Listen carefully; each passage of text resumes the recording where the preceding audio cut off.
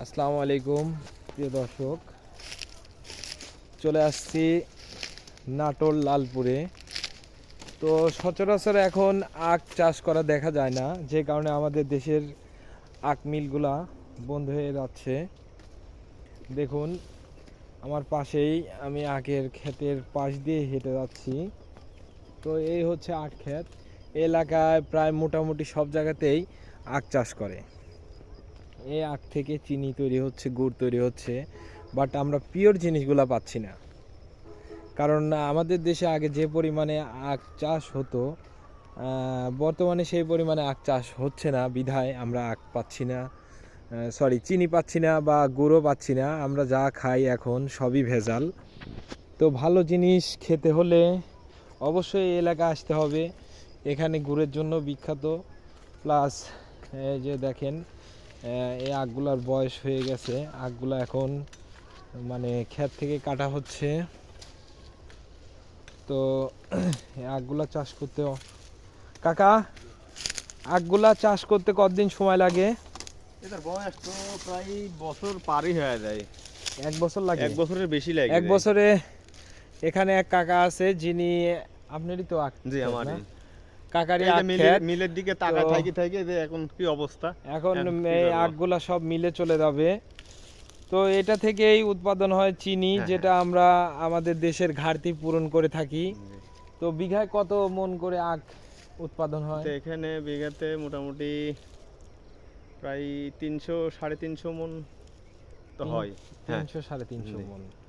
কত করে মন কাকা? এখানে 240 টাকা মন দিচ্ছে মিলে এখন। 300-350 মন আখ হলে একদমই কম, দেখা যায় 70 থেকে 75 হাজার টাকা। তো 1 বিঘা জমিতে কাকারা খুব পরিশ্রম করার পরেও, অনেক খরচ করার পরেও দেখা যায় যে একদম স্বল্প মূল্য। আসলে হয়তো আমাদের এই যে কৃষক ভাইরা বা কাকা যে কাজ করতেছে, তাদের ন্যায্য মূল্যটা পাচ্ছে না। তো আশা করি সরকারের দৃষ্টি আকর্ষণ করব। আমাদের দেশের আখ কলগুলাও বর্তমানে অনেকগুলাই অফ আছে, হ্যাঁ বন্ধ রাখছে। কারণ হচ্ছে আখের ঘাটতি।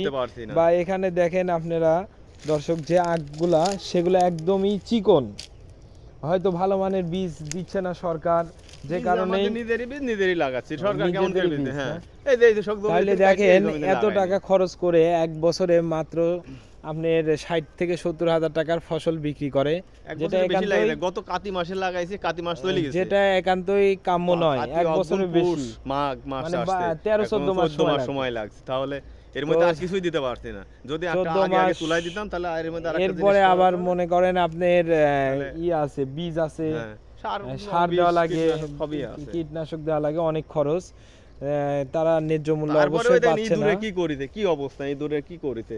একটা আগুনে কাটতে পারলে পাশে ধানের ভূমি লাগাই, এই দূরে কি করিছে, নষ্ট হয়ে গেছে। হ্যাঁ, তাই তো দেখি বর্ষার টাইমে এখানে এতখানি পানি, তারপরেও এই আখ আছে, তারপরে এই যে ইঁদুরে কাইটি কি করছে পানি। তো দর্শক, এখন কি করব, এগুলা এটা মানে কৃষকের খুবই কষ্টের বিষয়।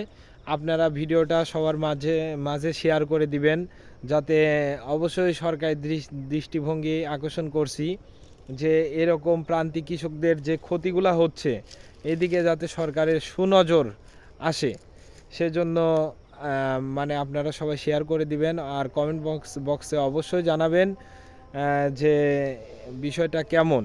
সেই বিষয় নিয়ে আপনাদের কাছে আজকেই বিদায় হচ্ছি। আসসালামু আলাইকুম, সবাইকে ধন্যবাদ।